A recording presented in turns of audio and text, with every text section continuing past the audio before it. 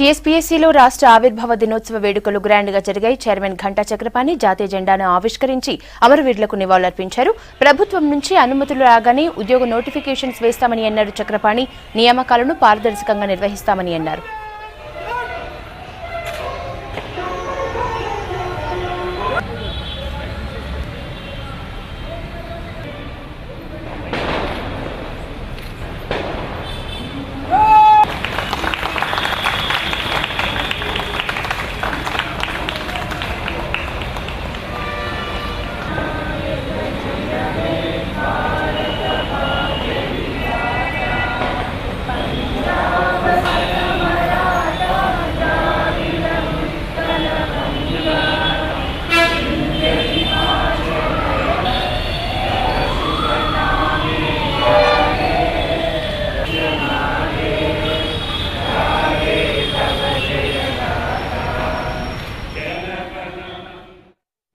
రాష్ట్ర ప్రజలందరికీ అదేవిధంగా ముఖ్యంగా నిరుద్యోగులందరికీ తెలంగాణ రాష్ట్ర పబ్లిక్ సర్వీస్ కమిషన్ శుభాకాంక్షలు తెలియజేస్తుంది. ఎన్నో త్యాగాలకి ప్రతీకగా ఇవాళ తెలంగాణ రాష్ట్రం ఏర్పడింది. ముఖ్యంగా నిరుద్యోగ యువకులు విద్యార్థులు వీరి త్యాగాల ఫలితంగా మనం ఇవాళ స్వతంత్రంగా స్వయం ప్రతిపత్తితో ఒక రాష్ట్రంలో మనం ఉన్నాం. ఈ సందర్భంగా తెలంగాణ ప్రజలందరూ ముఖ్యంగా ఉద్యోగులు రీడెడికేట్ అవ్వాల్సినటువంటి అవసరం ఉంది రాష్ట్ర పునర్నిర్మాణం కోసం.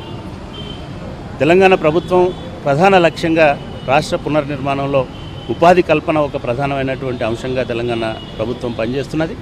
ఈ దిశలో ఇప్పటికే దాదాపు 5,000 ఉద్యోగాలకు సంబంధించినటువంటి నోటిఫికేషన్లు భర్తీ చేయవలసిందిగా మమ్మల్ని కోరడం జరిగింది. దానిలో 3,000 ఉద్యోగాలు ఈపాటికే ఇచ్చున్నాం. ఇంకొక 1,500 ఉద్యోగాలు ఈ నెలలో జూన్ నెలలో ఇవ్వబోతున్నాం. ఇక మిగిలిన ఒక గ్రూప్ 2కు సంబంధించినటువంటి ఉద్యోగాలు మిగులుతాయి. ఈ గ్రూప్ 2లో కూడా ఇంకా కొత్త ఉద్యోగాలు కూడా వస్తున్నాయి. కాబట్టి ఇప్పటివరకు ఇచ్చినటువంటి 400 పైచిలకు ఉద్యోగాలతో పాటుగా మరికొన్ని ఉద్యోగాలు కూడా ప్రభుత్వం ఇవ్వబోతున్నది.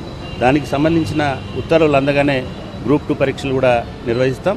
మేము కేవలం ప్రభుత్వంలో ఉండే ఉద్యోగాలే కాకుండా ఇవాళ ప్రభుత్వ ఆధీనంలో ఉండేటువంటి వివిధ సంస్థలు, ముఖ్యంగా ప్రభుత్వ రంగ సంస్థలు, వాటితో పాటుగా కంపెనీలు, వాటితో పాటుగా కార్పొరేషన్లు, ఇట్లా ప్రతిదానికి సంబంధించినటువంటి ఉద్యోగాలు కూడా మాకు అప్పగిస్తున్నారు.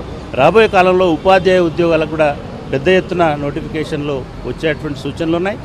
200 రెసిడెన్షియల్ స్కూల్ ప్రారంభిస్తున్నది కాబట్టి వేలాది సంఖ్యలో ఆ ఉద్యోగాలు కూడా రాబోతున్నాయి. లెక్చరర్ల ఉద్యోగాలు కూడా త్వరలోనే ఈ రెసిడెన్షియల్ పాఠశాలలకు సంబంధించిన కళాశాలలకు సంబంధించిన లెక్చరర్ ఉద్యోగాలు కూడా రాబోతున్నాయి.